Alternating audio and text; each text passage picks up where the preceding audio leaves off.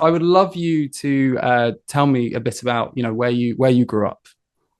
Well, yeah, I have a very strange background from childhood all the way up to now. But I was actually born in Fairbanks, Alaska. Ah, And it was because my dad was in the military. So I was right. a service brat for the first 7 or 8 years of my life until he retired. So we moved around a little bit. But when he left the military, we moved up to Massachusetts. And that's really where I grew up in a very historical part of the state near Concord, Massachusetts, Yeah. played big in the Revolution. And yeah, so that's where it all started. But most of my life now, I've actually spent down in Washington, the Washington, D.C. area because of my day job.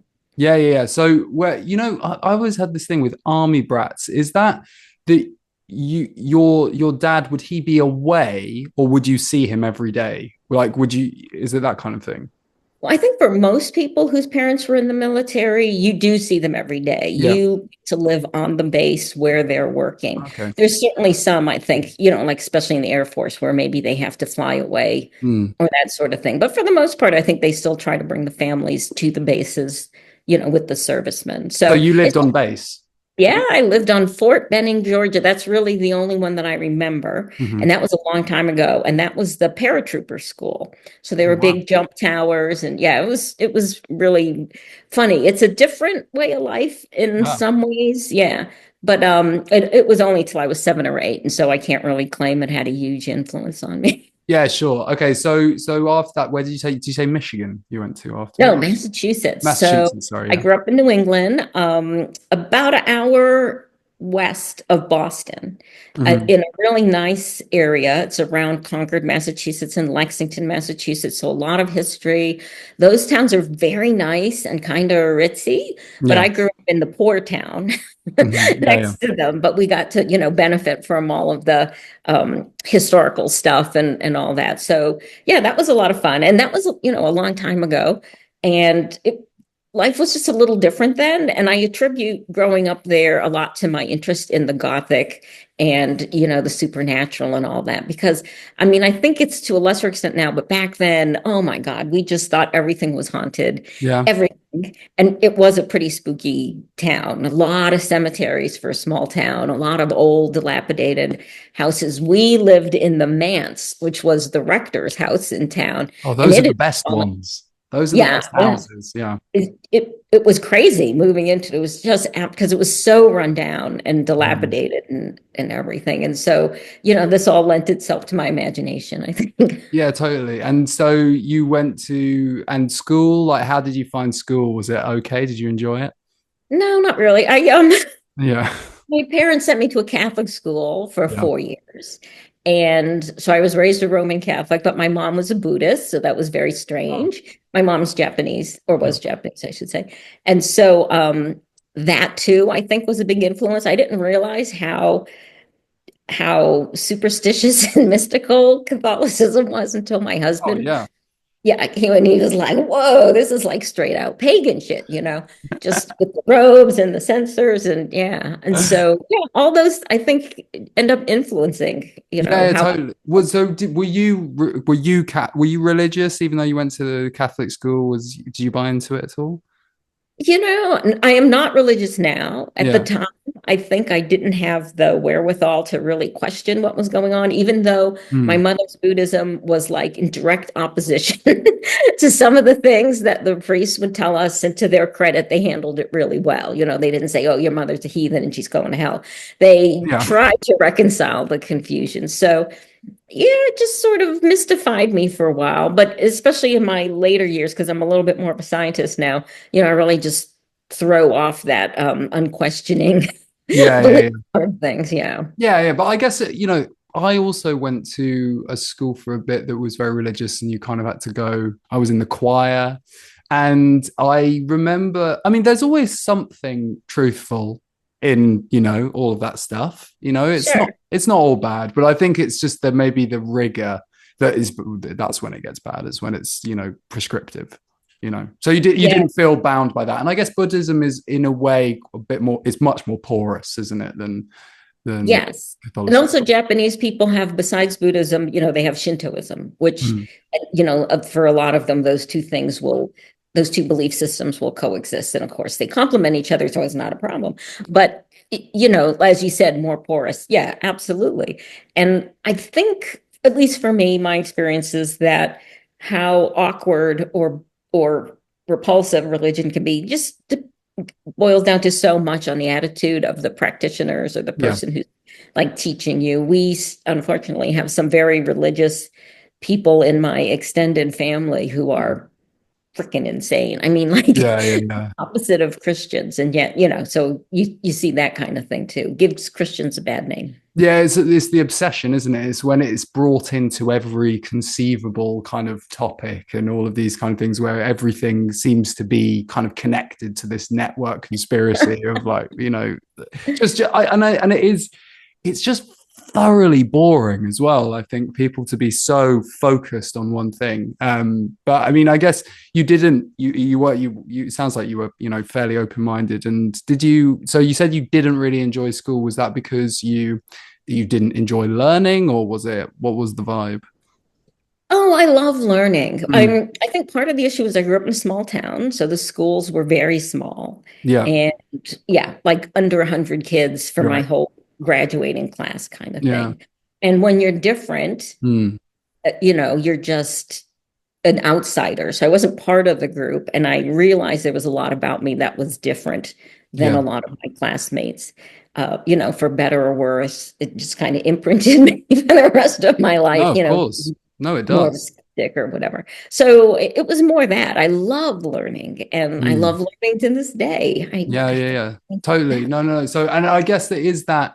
Well, I want to talk about outsiderdom later. But then, so did you you studied at university, I presume? Mhm. I Yeah. got my undergraduate degree in writing, actually, from Brandeis University, which is really known for its pre-med and pre-law, not so much for its writers, but it did have an interesting program. In the year I started there, which was a long time ago, they had just instituted a writing track. So you would major in English and you could, major in the writing track, which I did. I had the opportunity to study with John Irving, the novelist. Wow. His book, yeah. The World According to Garp had just come out in paperback. He was really breaking out in a big way. So that was sort of a huge influence. I had never met an author, let Yeah. alone a big author. The And inspiration. Yeah. so, yeah, it made a big impression. I can't say that I remember what he tried to teach me very well. Because you just sit there in awe, Yeah. you're just this little teenager.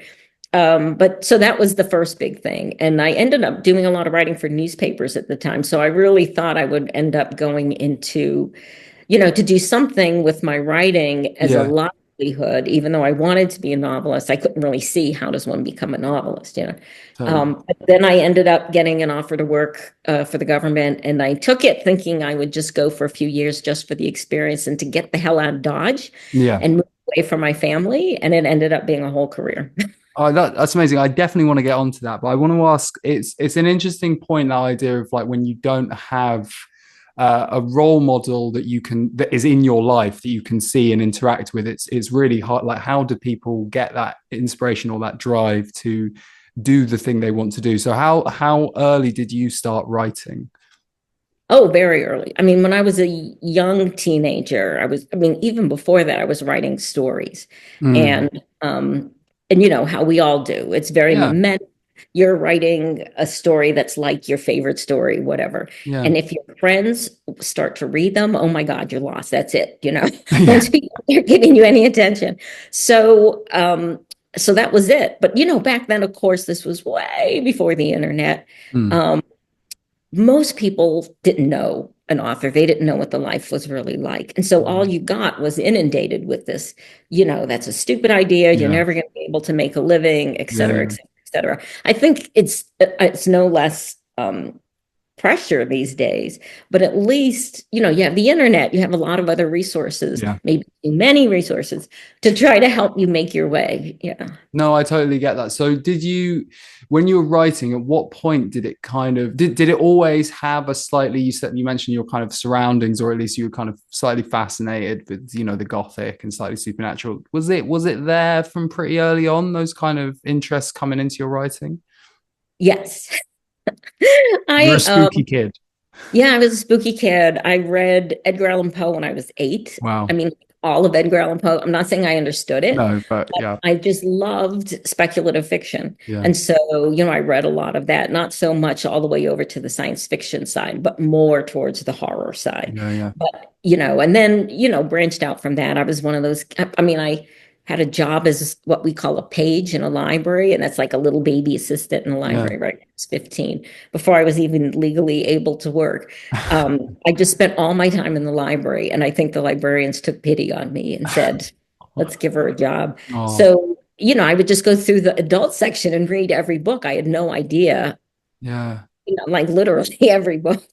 Well, that's incredible. And was that, and not to be too blunt, was that a kind of compensation, like you said before, about this maybe sense of otherness that you were kind of like this was a safe place, but you still had access to the world through these books, even if, Yes. yeah, I mean, isn't that the way for most writers, I I think? think so. Yeah. Yeah, we grow up, we're introverts, you know, books are our friends. And so you want to create the same thing that gave you so much pleasure, right? Yeah. And to continue to live in those worlds.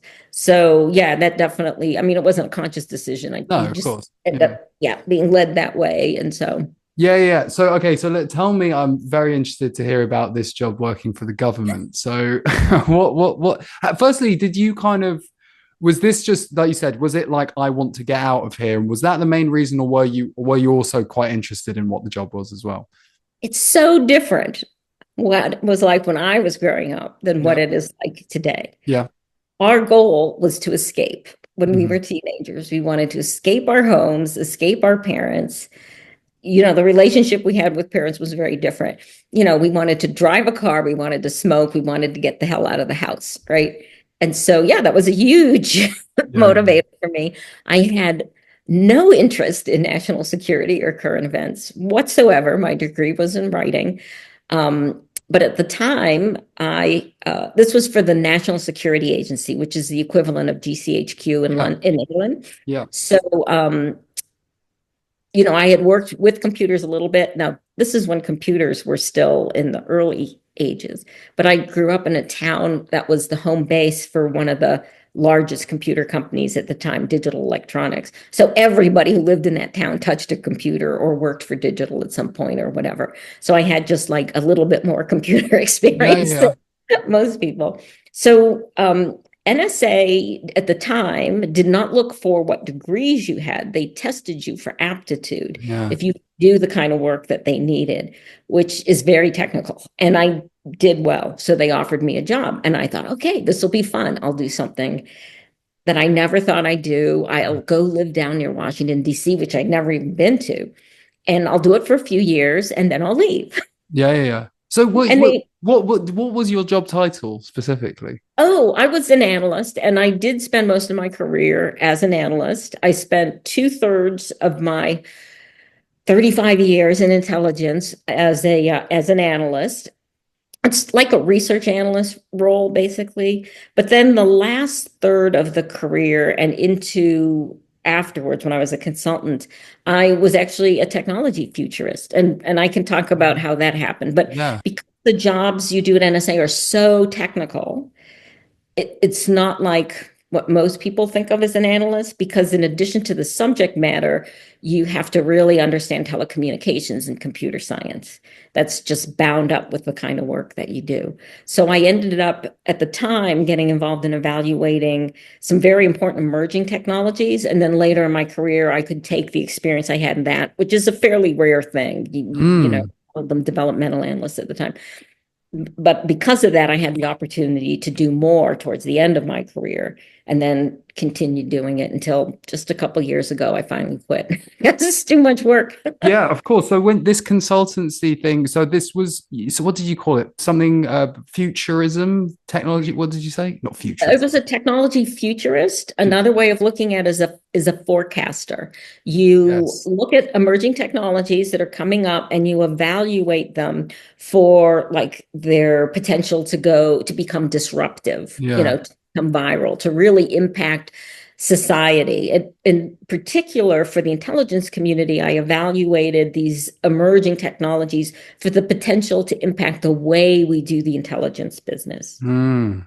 Yeah. So So not yeah, sorry, go on. not its impact on targets, like, oh, China's going to move towards artificial intelligence or something, but to look at how those technologies will change how we can gather information, how Mm. vulnerable it will make our people who are supposed to be hiding. So, for instance, early on, a big concern was with data. How much can you learn about people from data? You know, Mm. I was a data analyst before there were data analysts. We were shifting through huge amounts of data to try to figure out what can you learn from these things. Mm.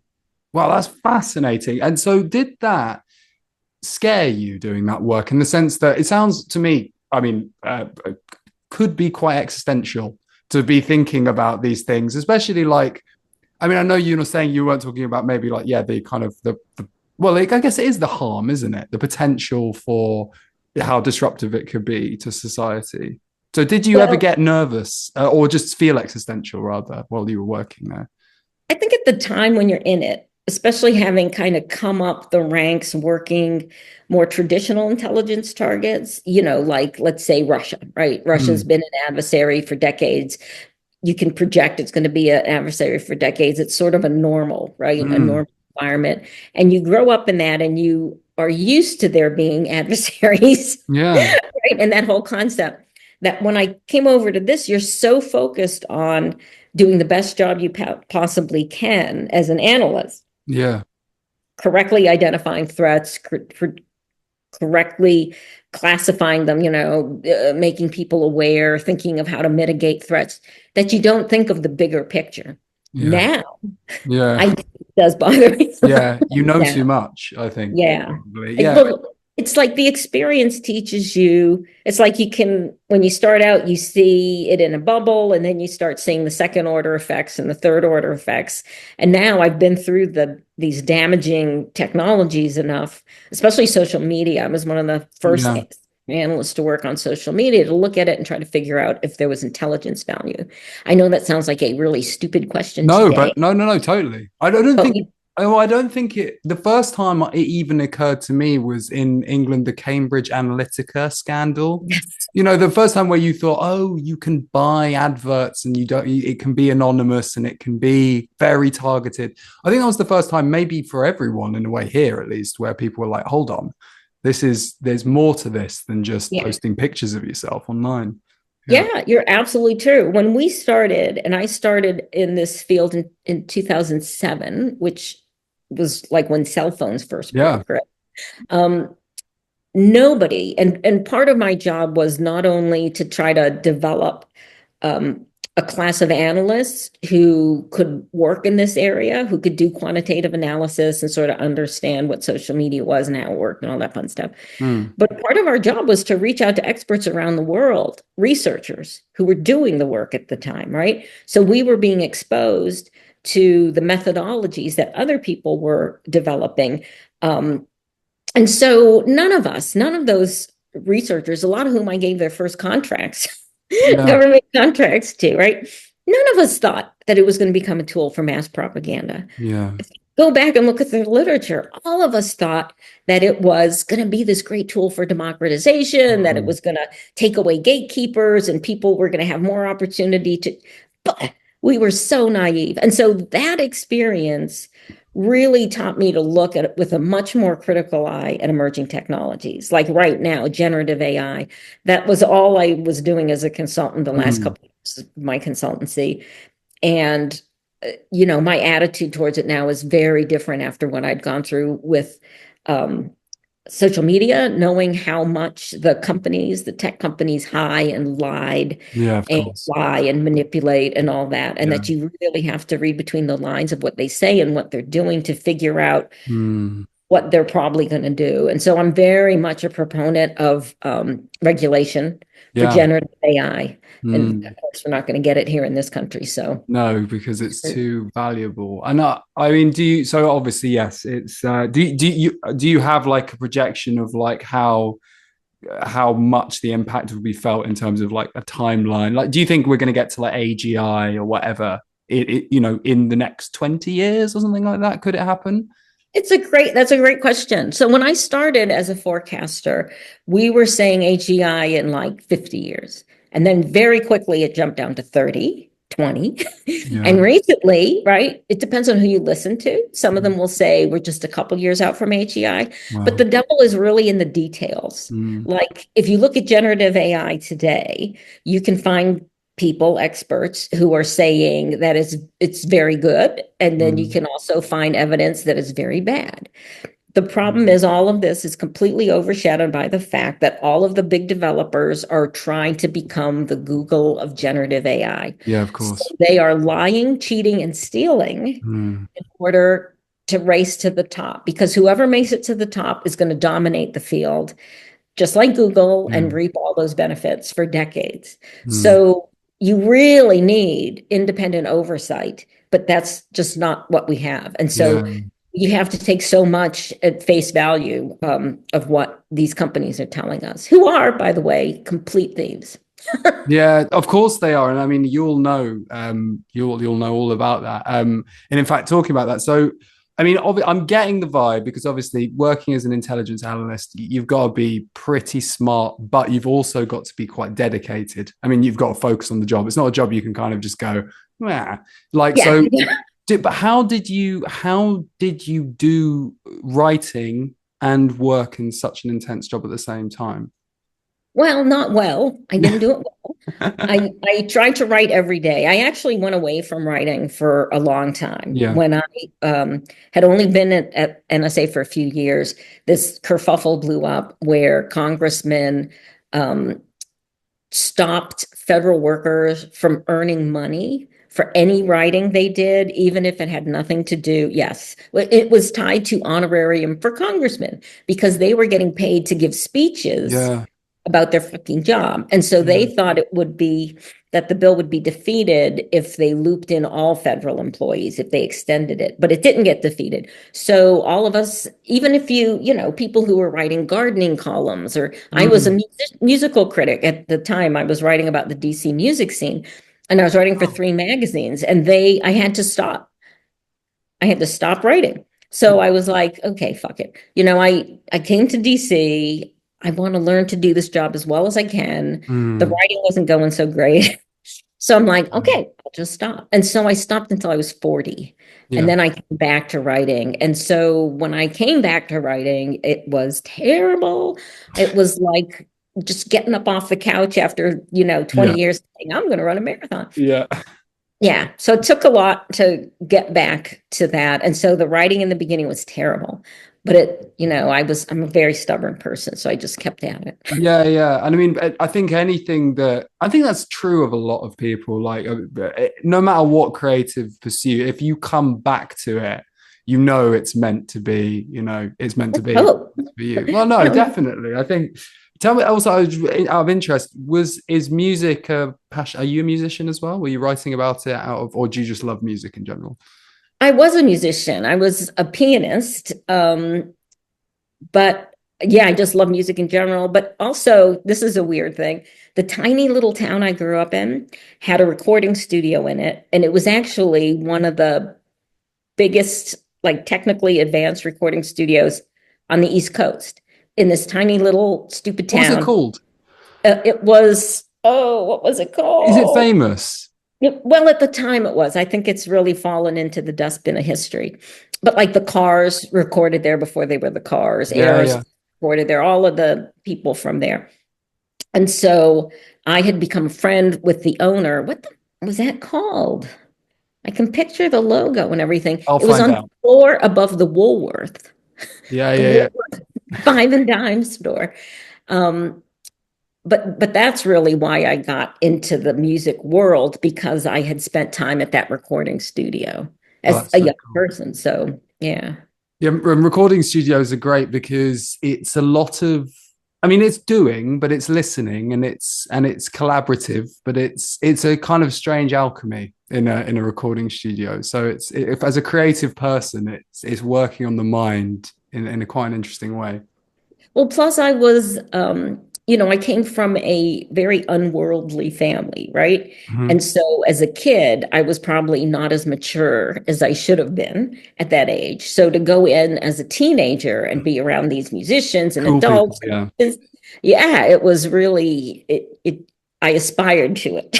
No, that's so cool, but that's so interesting. I mean, and I think that no, I'm just this picture that I'm having of you as of someone who's obviously just like bursting in a way naturally, just with a kind of creativity, and then also then going into a job which is, obviously, I'm of course there is creativity within analysis. There is like there, you have to think Trying outside to the box. beat it out of people. Yeah, but I mean, it's so you did you ever feel like in that time that even though you had a very specific reason why you couldn't write, did you ever feel a tension that maybe you were kind of, oh, is this my life now, or did you enjoy what you were doing quite a lot? Oh, I really enjoyed what I was Yeah, doing because it was so different. I didn't yeah. know a life like that. And also, sorry, I'm just turning off my phone so it doesn't No, ding no, no. anymore. It's fine. Um, there's so much to learn. I mean, Mm, and it made me super focused, attention to detail, just so mm, much more better at that kind of thing, right? Which makes me a better writer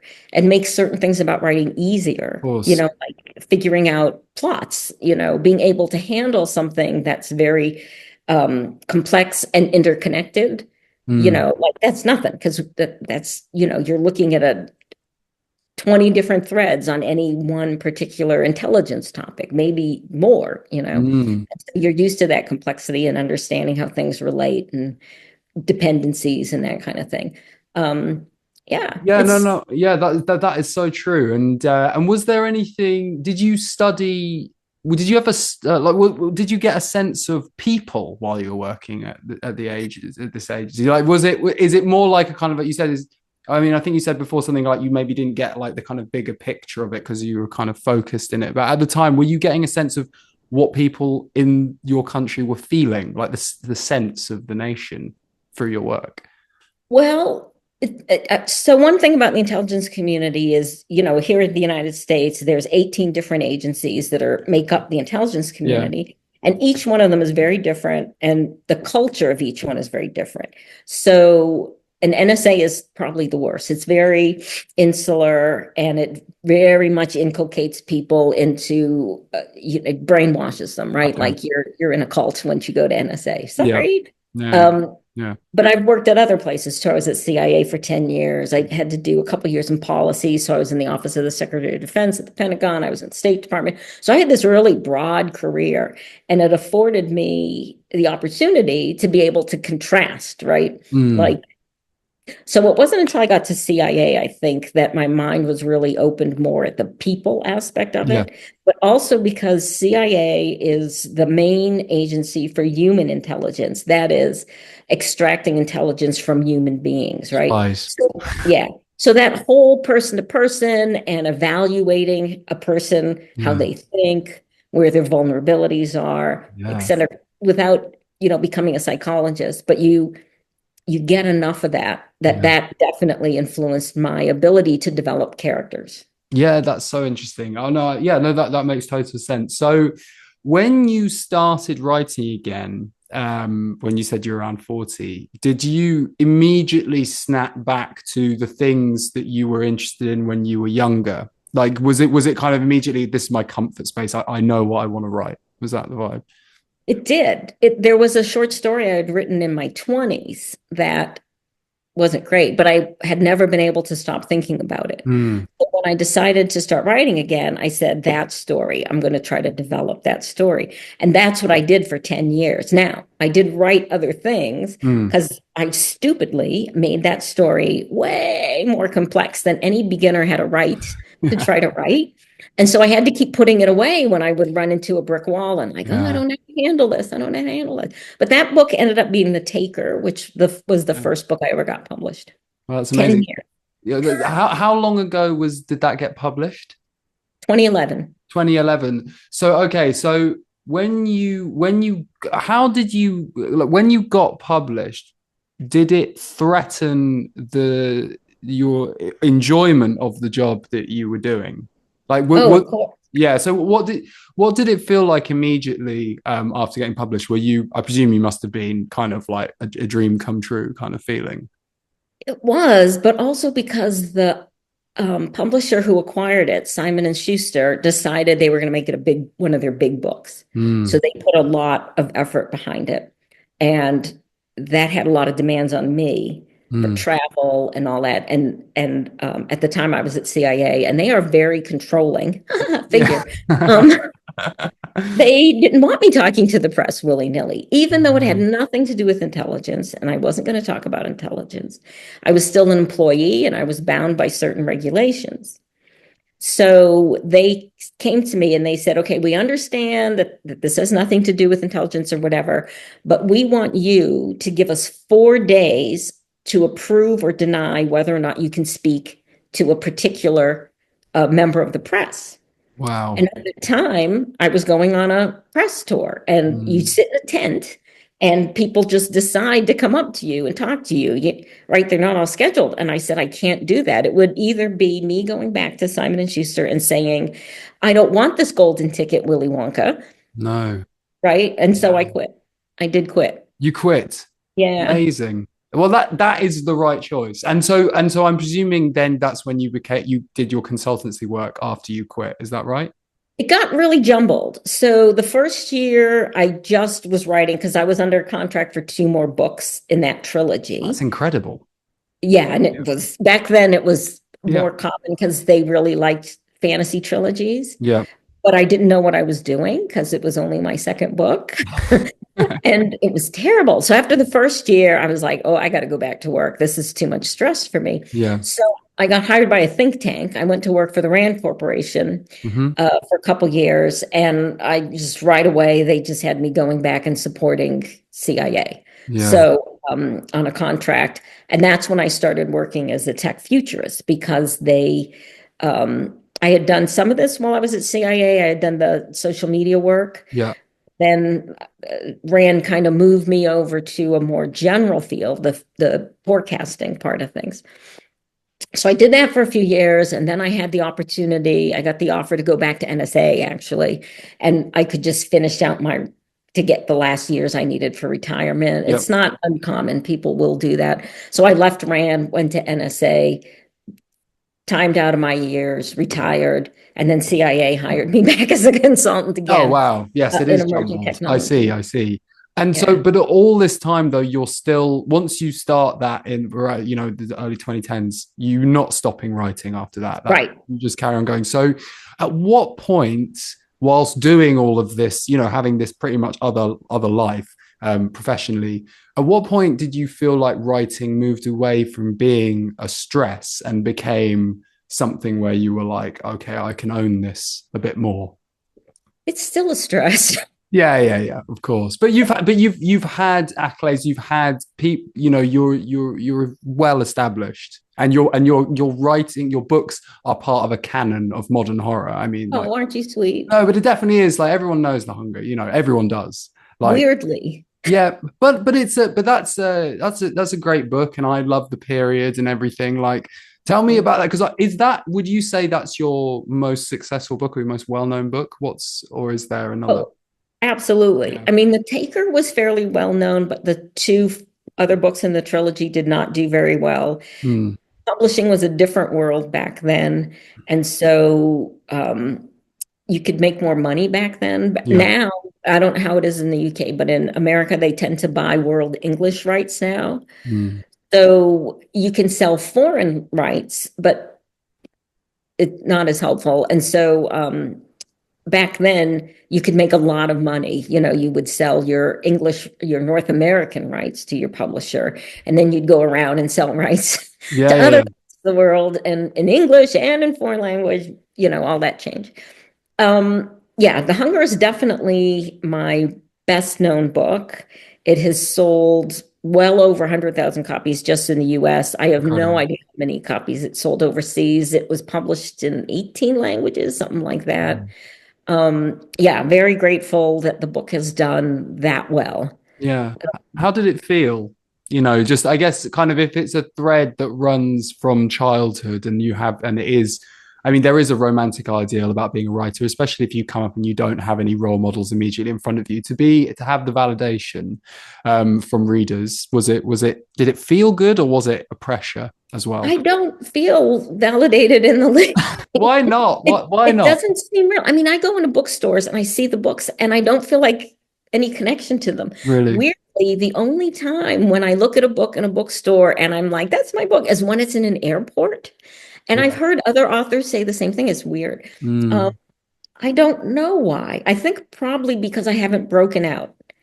I'm not a big name. And mm, so until you reach that level, and probably maybe even when you have reached that level, it still doesn't, you mm. don't feel secure. You feel like you're Yeah. scrambling for that next sale, Yeah. worried about the numbers constantly, Of course. worrying about me reaching out to new readers because the business itself, there are fewer and fewer readers every year. I And know. I yeah, know. Yeah, it's no, I totally do understand that, but I think it's a very interesting tension that exists in all and so many aspects of life about the thing of like every time you reach a new level, you kind of acclimatize to it remarkably quickly, and you kind of forget, well, what would this be like if if you I would presume that if your child self because saw what you were doing now, that would be brilliant. That would be everything you'd wanted. Am I right? I think you're right. Um, a little while ago, I really, well, so I went through this in two waves, right? Like The Yeah. Taker was very successful, and then the years after that were terrible. I mean, for one reason is my American editor, who was the acquiring editor, had never edited fiction before. She was a nonfiction editor. Yeah. And my UK editor, who was a very famous fiction editor, was the one who edited that book, really, and just handed the edits to America and they took it over, right? Yeah. So it was edited so well. And then 2 weeks after the book came out in the UK, she called me up and she said, I've taken a job with another house. I'm leaving by. So I was orphaned. Oh no. But Yeah. worst, she was not there to edit my second book. Right. It was down to the woman who didn't know how to edit fiction. Mm. So everything fell apart in the next two books. It was just a horrible mess. So I went through that. Oh, you're successful. No, you're not. Yeah. You're garbage. No one cares, right? And then Yeah. The Hunger did well. And then I knew what was coming, right? I knew it was not going to sustain. Of So course. I knew early on that it's very, very hard to always be a success in publishing. Chances are you're going to have one good book Yeah. and then you're going to be down there. And Yeah. so, And you can't predict when the next one is going to come along. It's like you can think, oh, this is the right time, strike now. This is the perfect concept for the perfect time. You never know. It never works out how you think it is going to. that's Fiend in a nutshell. I mean, first of all, I think it's one of my better books. I mean, Yeah. just in terms of writing, it was an exercise in a particular kind of book, and I think it was a successful exercise in that. But it's about, rich people being empowered by the devil, basically. Yeah. Could it not be more timely? And Well, yet my it's my not. feeling is, I mean, and I've read it and I thought it was great, and I thought the writing was brilliant, and I think with those things as well, sometimes I guess maybe they need to sit for a little bit. I mean, rich people are not going anywhere, that's for sure. That's So I true. think the relevancy will be there. I wanted to ask you about horror and you said when you were growing up and obviously being a halfie, like having a mother of different ethnicity and not white, like being an outsider and how that relates to horror often does attract people, or that area of speculative kind of attracts people who are on the outside a little bit, maybe on the outside looking in. Do you relate that, your sense of maybe being on the outside a little bit, with your enjoyment of horror?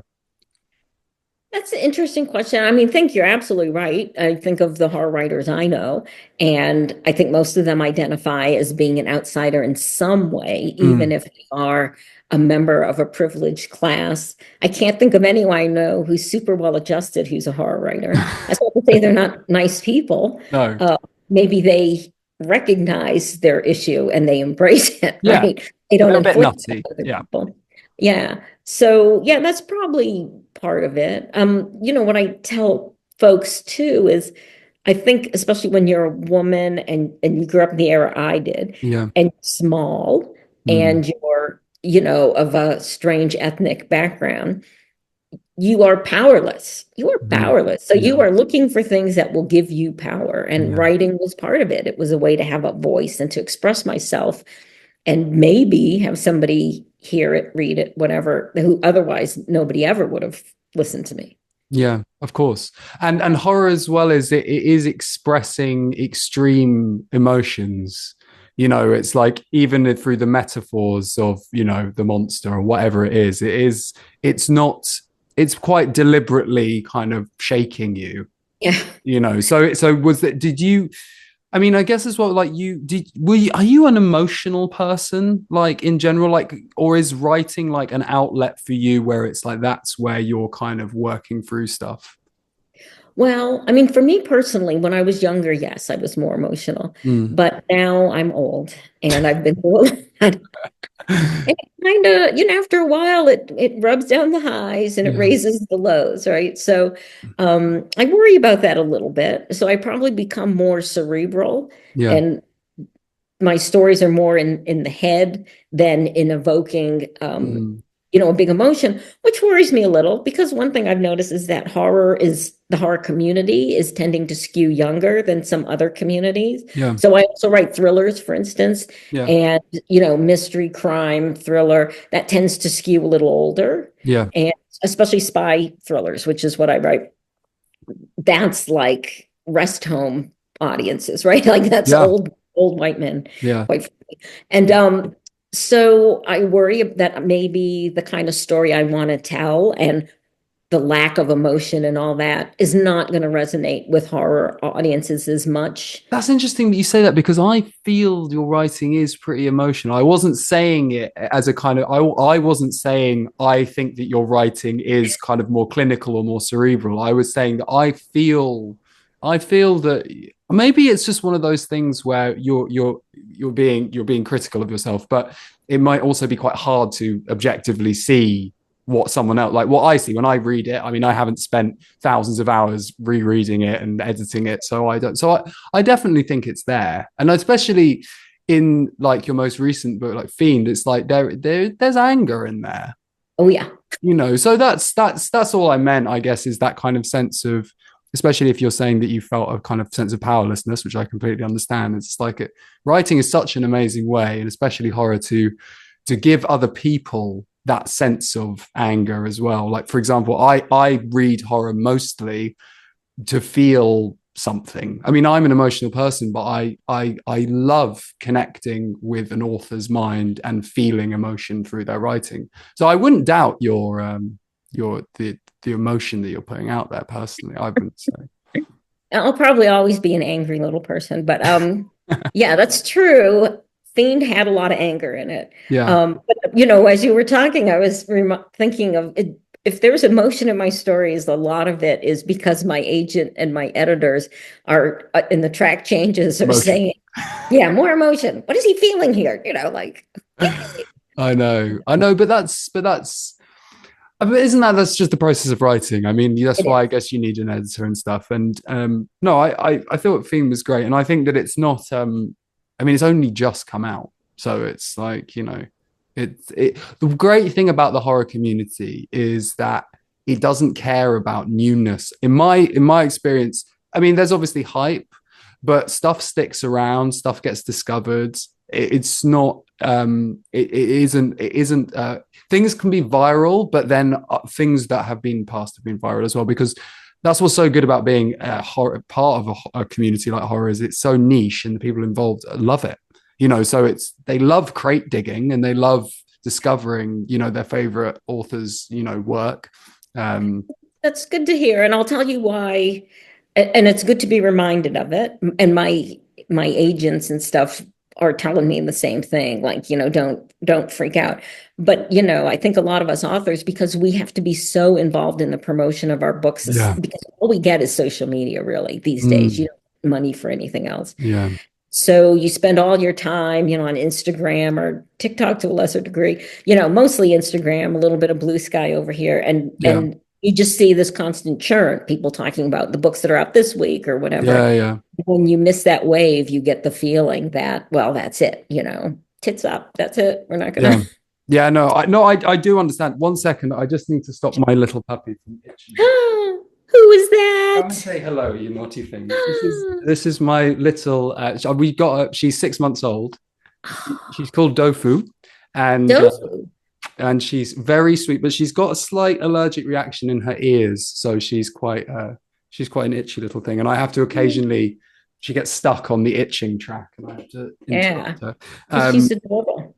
Yeah, she is so sweet. She's a Maltipoo, which is a Maltese poodle cross, and she's Oh, very naughty and a bit demonic. Um, no, she's so sweet. well, he's a puppy.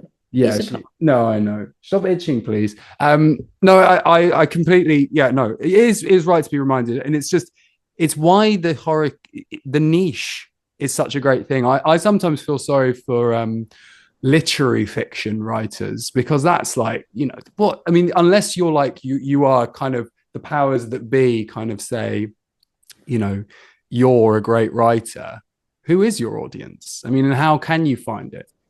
Well, I mean, I don't know how it is in England, but here there is, a lot of it is it's kind of snobbery in a way, right? And I say Mm. that as a critic. I write for the Washington Post as a book critic too sometimes. Just very tentative. I'm Yeah, on the edge of that community, right? yeah, So, that's what the daytime book clubs, and Oprah and most of the print reviews and all that are trying to sustain these books that you can think of as literary fiction. Now yeah. it's drifting more towards commercial, but with some aspects of what you consider literary um, in them. So there is this ecosystem to support it. Now, you probably heard the figure too. They say that the average literary work of literary fiction sells less than 1,200 copies. Yeah, But those books, now, an endorsement by Oprah or whatever, yeah, CBS News, Morning News, they actually gave a shout out for Fiend, which surprised the shit out of me.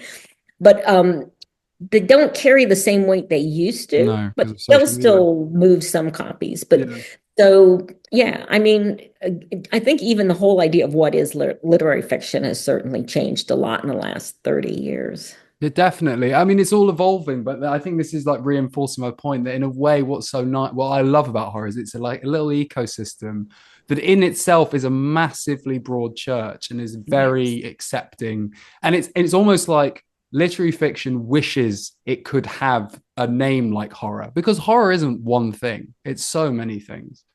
And I love that. I've been saying it's a big tent, but now I think I'm going to say it's a big church. I Yeah. like that expression better. Yeah, and that is one of the things I love about horror, especially sort of this newer wave of horror, Mm. that there's room for so many stories. Like everybody wants to talk about their experience, what frightened them, what made them the person they are today, and show how did I deal with it. Mm. Whether you're woman or you're, queer or whatever, Yeah. you get the opportunity to tell that story. Definitely. No, I completely agree. And so my last question would be when you've obviously like Fiend is like you said, it's very obviously there's this sense of, you're talking about you're exploring ideas metaphorically and literally about kind of the state of the world and greed and all of this kind of stuff. What these days kind of scares you the most? Oh my God. Well, living in America, there's the big, 800-pound gorilla. Yeah. I I worked for all those years. You work for your fellow Americans, right? You're Mm. there to help protect your fellow Americans. And I thought we all shared the same values Yeah. as people, right? Yeah. And to wake up one day and find out that's not true. Mm. That so for one of the traditional intelligence targets I worked for a long time was genocides and mass atrocities. Yeah. Not a cheerful job, No. but you saw the worst that people would inflict on other people. And usually it's their neighbors, right? And we all had it, those of us who worked in that community all had this stupid idea that, oh, but that's never going to happen to America. So now I've seen that, no, it Mm. can happen in America. And we're probably only a couple steps away from it. speaking as someone who lives in an area where everyone is heavily armed. Yeah. Um, that keeps me up. Can people really have changed their values so much in a short amount of time? And how did that happen? And Mm, why are we so susceptible to propaganda? yeah. No, Yeah, it does definitely feel like it's, I mean, civil war is always quite hard. I mean, I find it quite hard to picture. I mean, because in England we don't have guns and we don't have, but I guess in the US it's like that sense that there's a lot of people who really would like the opportunity to shoot their guns. It feels like why oh else yeah. do you have a gun? Do you know what I mean? Like, okay, hunting, I get that, just about. I mean, if you want to feed your family or whatever, but it does feel dangerous, and I do worry for you. I do. I mean, I don't know how likely it is, but it definitely, like you're saying, it doesn't feel like it would take much, maybe. Some people, and there's always some people who are. One of the things that working genocides really showed me is it, most people would be susceptible, right, to the right triggers, the right buttons Yeah, of being pressed course. to get them to be violent. Very small percentage of people would never do it. Of course, when you talk to people, they're always like, "Oh no, I would never." And Mm, dude, I've seen people just like you pick up a machete and hack their neighbors to death, of right? course. Yeah, yeah, So whatever. yeah. So that's the part that bothers me. Believe me, a Mm, lot of the folks who are locals out here, I like them, I respect them. They're not stupid people.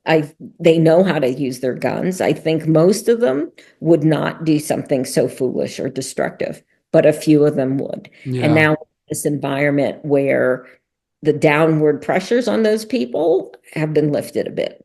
And Mm. so there's just more of a possibility of some kind of um, violence that, in another time, just would not have been acceptable.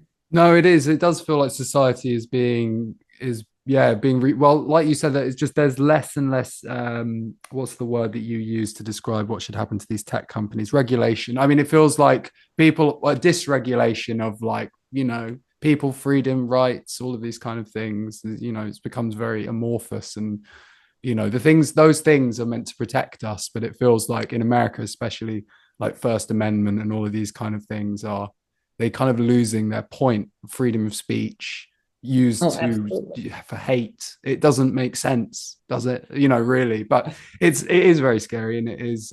But I mean, with people like you, there's enough people like you in America. I know there is in North America. To hopefully keep things on track. I hope. I hope. I don't know. Thank you for that vote of confidence. Okay, so now you have to tell me what are some horror stories or novels that you've read recently that you really enjoyed? What would you recommend? Oh, I've I know really that's what happens to me. People ask me and I go, I can't well. remember, but I've been through a spate of rereading some stuff. I read Boys in the Valley by Philip Fracassi, yeah. which was great, and I again really loved the period, which is like early 1900s. That was very good. What else have I read recently? I've read this year what I really enjoyed, Victorian Psycho. Oh Uh, yeah. yeah, that was fun. I'm a fan of a short book as well, so I read quite a lot of novellas. What else Ooh. did I read this year that I absolutely enjoyed? Read so much stuff. Oh, I just read the new CJ Lead. Mhm. She just Headlights is her third book that is coming out in spring. I just read that. It's like a noir crime thing that I thought was Ooh. great. Um, yeah, God, I mean, to be honest, I'm such a nerdy fan that pretty much every book I read, I find something to enjoy. Like there's that thing is like I was speaking to this other writer who was like, it's really easy to say, oh, horror movies, most of them are shit. And it's like, actually, when you think about it, like, it's quite easy to find good things about every horror film because there's always like passion in it. Yeah. Unless a book is like badly written, which is rare, I would say. Like, in terms of like a traditionally published book is unlikely to be badly written, you Oh, know. I could send you a few. Really? Oh, well, maybe I'm very generous. You I think might it's be. You seem very I generous. am generous, and I'm very because it's also one of these things where it's like I am a critical person, but I'm much more horror, for example, is something it's become part of my life in a way that is given a lot to me. As in, for Um, example, even talking to you an author who I have enjoyed immensely reading, even that possibility has really is a lovely and wonderful thing, which I cherish as like one of the best things about my life. So it's like I horror and the horror community and doing social media is such an important thing to me that when I read a book and I can tell that the author has thought about it and they're trying to say something, I will look past things which I, would I do it differently if I was them? It doesn't matter really. Well, but you hit the nail on the head. The author is trying to say something Yeah. and built a book around it. Sometimes I just go through these curmudgeonly periods where I read these books and it's like, this is just a regurgitation of Yeah. this other story, right? Yeah. And I still have a little bit of idealism, I guess, Mm. in literature, and that I want to read a book that has thought behind it, is trying to say something, is trying to be a little novel in how they Yeah. present them. I really Definitely. hate cliche. And ugh, Well, maybe that maybe what happens for me is I avoid cliche because horror is a genre, if you can call it that, based on cliches. It's like if a book isn't giving me that sense that it's going to give me a take on something that I've not read before, it can't be a cliche upon a cliche. I don't want to read a vampire book that I've read before.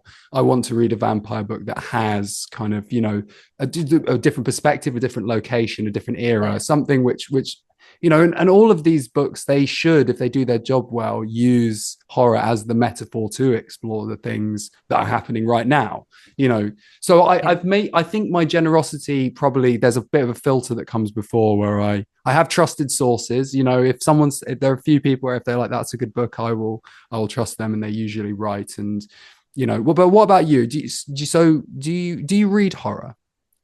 I do. Part of my problem is I get asked to blurb a lot. Of course, yeah. So I end up getting, and for two genres. So I've really tried to cut back, but sometimes they just send it to you. It's like, like, And do they expect you, if they send it to you, is there an option for you to just ignore it, or is it like, oh no? yeah, Yeah. there's always an option to ignore it. And I think so like in the last year or so, I've been hearing that so many authors now are not blurbing, Mm, that the publishers are getting kind of desperate. And mm, so, yeah, I think that's why you end up just getting inundated, even though they know that you're on hiatus or something. mm. And editors understand that if they don't hear from you, it's because the book wasn't for you, right? I Yeah. mean, like, even if I'm super busy, I'll try to at least look at a few pages to Yeah. see if it's something.